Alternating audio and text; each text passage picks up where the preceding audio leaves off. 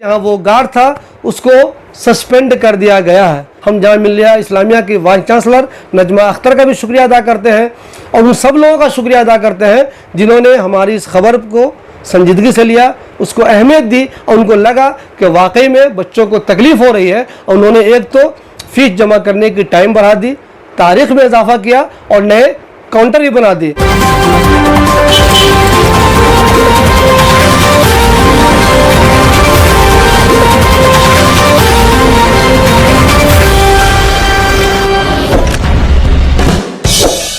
दोस्तों, कल हमने आपको जामिया मिल्लिया इस्लामिया से मुतल्लिक़ एक ख़बर दिखाई थी जिसमें हमने दो ख़ास मुद्दे उठाए थे। कल जब मैं जामिया मिल्लिया इस्लामिया के इंडियन बैंक ब्रांच के पास गया तो वहाँ मैंने देखा कि सैकड़ों बच्चे और गार्जियन लाइन में लगे हुए हैं। वो बच्चे हैं जो या तो हॉस्टल की फ़ीस जमा कर रहे हैं या फिर उनका नया एडमिशन हुआ है वो उसकी फ़ीस जमा कर रहे हैं। मुझे ये देखकर ताज्जुब हुआ कि इतने बच्चों के लिए अंदर सिर्फ 2 काउंटर हैं। ये बच्चे सुबह 7 या 8 बजे से ही वहाँ चले जाते हैं, मगर अफसोस की बात यह है कि कुछ बच्चे या कुछ गार्जियन ऐसे भी हैं जो 4-4, 5-5 घंटे बिताने के बाद भी फ़ीस जमा करने में कामयाब नहीं हो पाते और उन्हें लौटना पड़ता है, मायूस होना पड़ता है। इसी दौरान मैंने आपको यह खबर भी दिखाई थी कि किस तरह गार्जियन वहाँ परेशान रहते हैं और इसका नतीजा ये हुआ कि एक शख्स की वहाँ के गार्ड से मारपीट हो गई।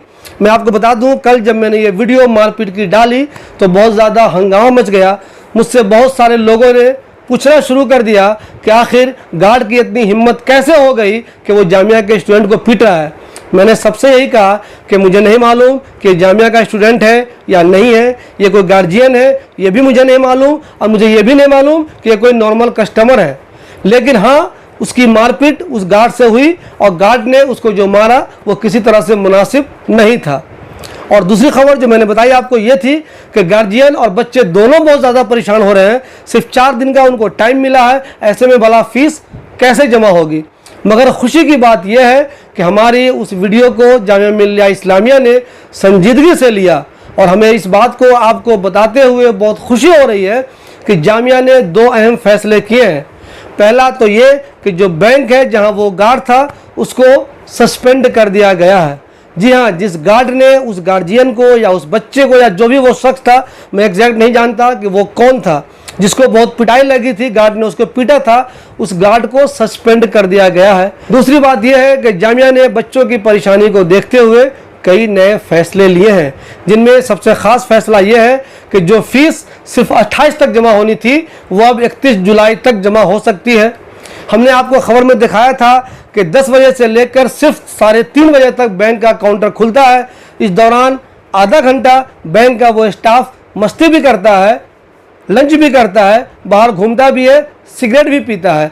तो अब ये फैसला लिया गया है कि वहाँ बच्चों की फ़ीस 10 से लेकर 5 बजे तक जमा की जाएगी। जी हाँ, पहली बात तो ये कि 31 जुलाई तक फ़ीस ली जाएगी और दूसरी ख़ास बात ये कि 10 से लेकर 5 बजे तक यानी कि 1.5 घंटे का इजाफा हुआ है।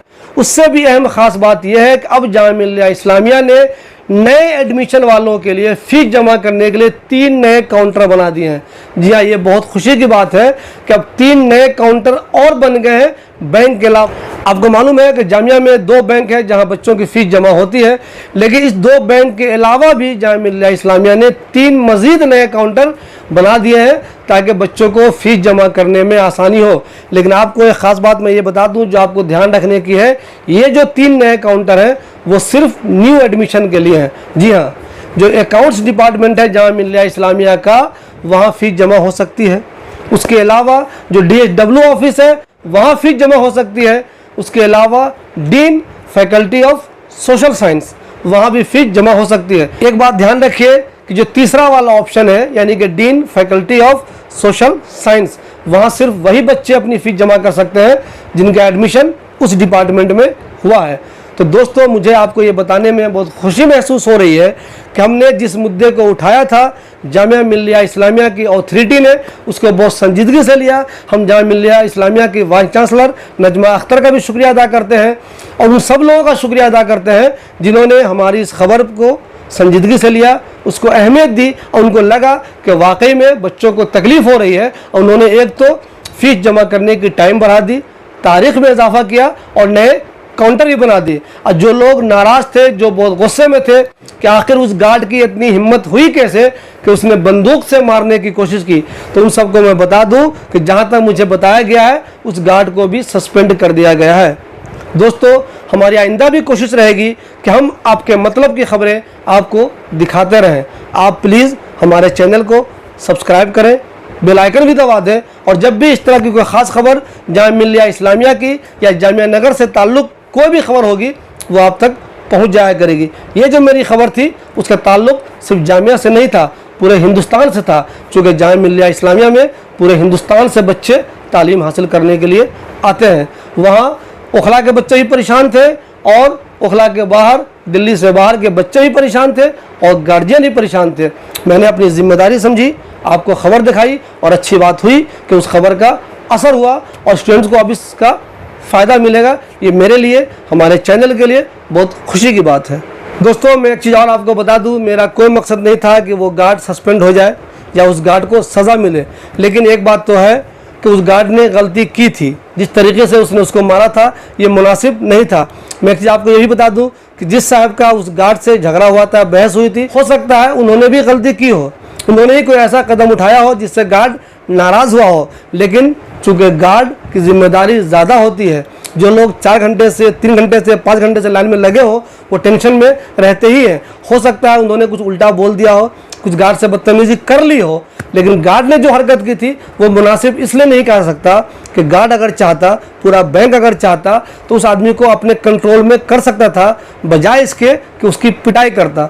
इसलिए गार्ड पर जो एक्शन लिया गया है वो मुनासिब तो कह सकता है, लेकिन ऐसा नहीं है कि हम ये चाहते थे कि गार्ड सस्पेंड हो जाए, गार्ड पे कोई बहुत ख़तरनाक एक्शन ले लिया जाए। हमारा ऐसा कोई इरादा नहीं था। हमारा सिर्फ एक काम था कि वहाँ जो कुछ भी मैंने देखा वो आपको दिखा दे, दर्शकों को दिखा दे।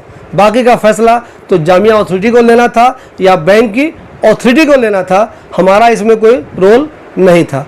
हमारा रोल सिर्फ इतना था, खबर दिखाना। हम खबर पहले भी आपको दिखाते रहे और खबर आपको आइंदा भी दिखाते रहेंगे।